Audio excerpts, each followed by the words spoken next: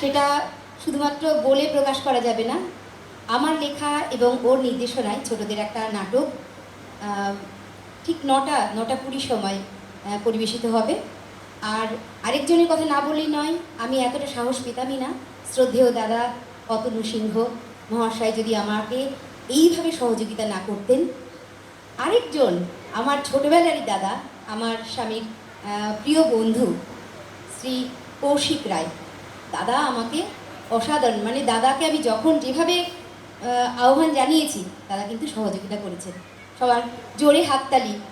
আমি নইলে এরকমভাবে সাহস করে এগিয়ে যেতে পারতাম না, এত ছোট ছোট সংস্থা আমার।